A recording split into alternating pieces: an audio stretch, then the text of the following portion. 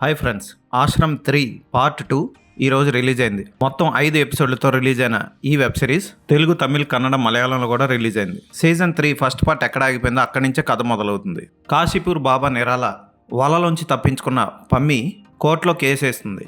ఆ కేసులో సాక్ష్యాలు తారుమారై పమ్మియే జైలుకి వెళ్తుంది. అయితే జైల్లో కూర్చున్న పమ్మి బాబా మౌంటీ మీద ఎలాగైనా పగ తీర్చుకోవాలనుకుంటుంది పరమిందర్ సింగ్. దానికోసం ఆమె ఒక కొత్త పన్నాగం పన్నుతుంది. ఆ పన్నాగం ఏంటి, బాబా మౌంటీకి ఏమైంది అన్నది మిగిలిన కథ. ఆశ్రమ్ సిరీస్లో బాబీ డియోల్ అద్భుతంగా చేశాడు. సీజన్ 1, సీజన్ 2 ఓకే అనిపిస్తాయి, బాగున్నాయి అనిపిస్తాయి. సీజన్ 3 మాత్రం ఒకంత నిరాశ కలిగించిందని చెప్పొచ్చు. బాగా సాగదీసినట్లు ఎపిసోడ్లు అన్నీ ఉంటాయి. ఈ పార్ట్ కూడా కొంచెం అలాగే ఉంటుంది. అయితే ఈ పార్ట్లో పమ్మి తీసుకునే రివెంజ్ అంత కొత్తగా ఉండదు, రొటీన్గా అనిపిస్తుంది. పమ్మి వేసే ప్లాన్లన్నీ మనకు ముందే అర్థమైపోతాయి. బాబా అసిస్టెంట్ని లోబర్చుకొని బాబా మీద పగ ప్రతీకారం తీర్చుకున్న విధానం